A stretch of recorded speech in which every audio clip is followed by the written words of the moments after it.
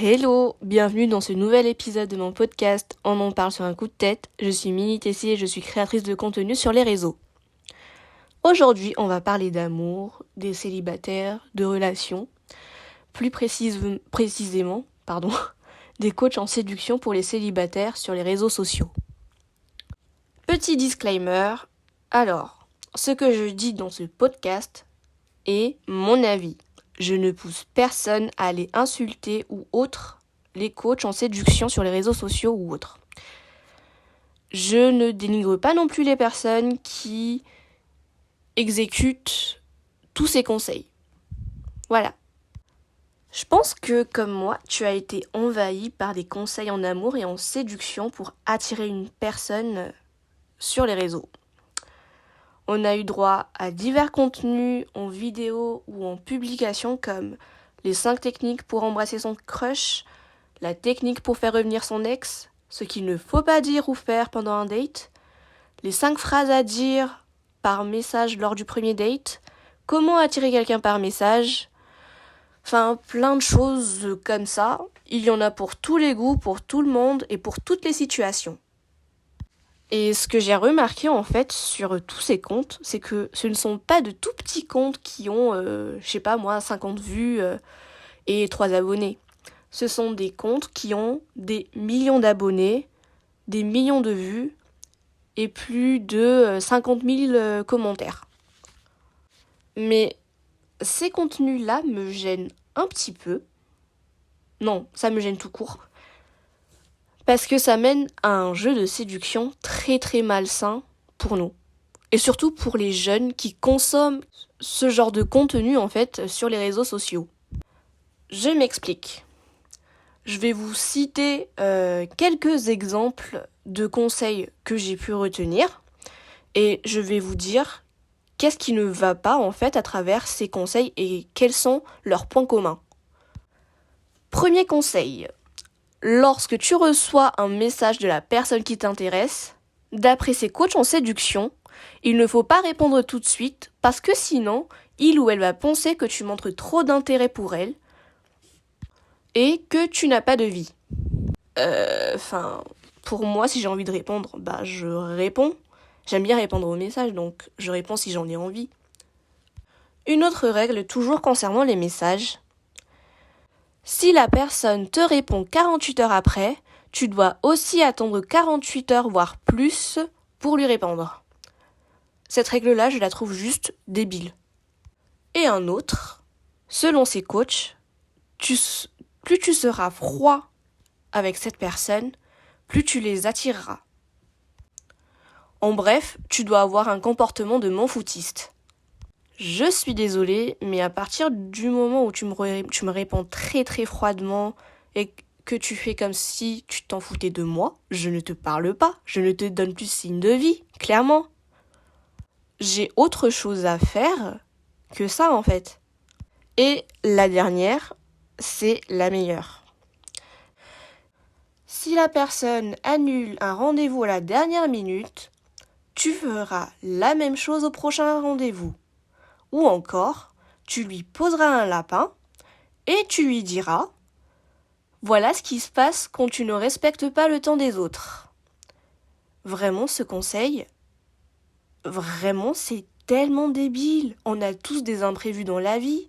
Tu vas pas en vouloir à quelqu'un parce qu'il a eu, exemple, son oncle ou sa tante est décédé. Tu vas pas lui envoyer, tu vas pas aller lui dire voilà ce qui se passe quand tu ne respectes pas le temps des autres alors que la personne vient de perdre un être cher. Les points communs dans tous ces conseils, c'est que, en fait, ça nous pousse à compter les points, à avoir un esprit de revanche et à ne pas être nous-mêmes. On se crée en gros un autre profil. Et sur le long terme, ça peut devenir très très épuisant parce que tout simplement, se comporter comme ça ne nous correspond pas du tout.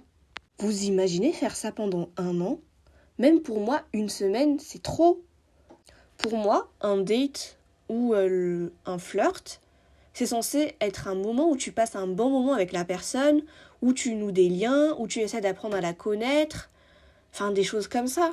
Tu vas pas aller te tracasser de la vie juste pour l'attirer en fait. D'après leurs conseils, je dois calculer de A à Z juste pour lui plaire et non pour qu'il me plaise moi. Et je ne dois absolument rien dévoiler, que ce soit sur mes sentiments ou mes intentions, parce que sinon ça va le faire fuir. Si c'est pour que ça me rajoute juste une corvée en plus, franchement, je préfère rester célibataire au lieu de jouer en fait à un jeu tellement débile qui n'avancera à rien et me fera juste perdre mon temps. Je pense que j'ai dépassé l'âge d'essayer à tout prix de plaire à quelqu'un. Soit la personne m'apprécie pour ce que je suis et pour ce que je fais, soit tant pis, je vais pas m'en plaindre. Un autre point, ce jeu de séduction devient de la manipulation. C'est-à-dire que tu ne fais plus ce que tu as envie de faire, mais tu fais ce que tu penses devoir faire pour que cette personne pense à toi tout le temps et ne t'oublie jamais dans son quotidien. Et ça, c'est juste toxique parce que ça peut te mener à une dépendance affective et être destructeur pour les autres. Et ça, on n'en parle pas, bien sûr. Un autre conseil que je ne supporte pas, c'est le fait de lui donner plein d'attention et de le ghoster tout de suite après pendant une semaine, voire même plus, et revenir comme si de rien n'était, comme une fleur. Et ça, c'est ce qu'on appelle le love bombing. Et c'est la meilleure manière de créer une dépendance affective. Mais ça non plus, on n'en parle pas. En suivant ces conseils, tu ne seras plus toi-même, tu vas juste te créer un nouveau profil de toute pièce, juste pour que la personne s'intéresse à toi. Et jouer un rôle, ça épuise. Je pense que les acteurs n'en parlent pas assez, mais jouer un rôle en général, ça épuise vraiment mentalement. La raison pour laquelle on en est arrivé à là, c'est qu'en fait, ça nous rassure de pouvoir contrôler la situation après avoir été rejeté ou trompé ou autre, mais les conséquences sur nos relations amoureuses peuvent être aussi désastreuses. Et on peut aussi se perdre dans notre propre jeu. Je m'explique. On se force à faire quelque chose qui n'est pas du tout naturel juste pour faire galérer la personne, ce qui fait qu'en fait, on nie nos besoins juste pour l'attirer, mais à un moment donné, le masque finit par tomber. Tes besoins primaires reprendront le dessus et la personne qui se retrouvera en face de toi ne va sûrement pas apprécier ce que tu es réellement. Est-ce que la personne pourra combler tes besoins ? Je ne pense pas. Tout simplement parce que tu lui as montré une fausse image de toi et cette personne est intéressée uniquement par l'image que tu lui as donnée depuis le début. En bref, tu as attiré une personne qui ne te correspond pas du tout et qui ne répondra jamais à tes besoins. À force de jouer à un jeu chaud et froid et de faire les montagnes russes émotionnelles, lorsque tu voudras une relation plus stable, où tu peux être vraiment toi-même, il ira chercher quelqu'un d'autre pour trouver de l'adrénaline parce que ton image réelle n'est pas ce qui lui plaît. Ou encore, tu tomberas sur des personnes qui sont évitants. Ce sont des personnes qui veulent éviter tout rapprochement avec quelqu'un d'autre par peur de perdre leur indépendance. Plus précisément, ils adorent jouer à ce genre de jeu parce que ça leur correspond totalement. Dans les deux situations, tu as perdu du temps avec la mauvaise personne. En suivant ces conseils, tu crées plus une situation « fuis-moi, je te suis, suis-moi, je te fuis » et tu vas finir par te fatiguer, voire même te perdre en fait dans cette situation parce que ta vision de l'amour est juste fausse et toi-même tu es fausse dans la relation.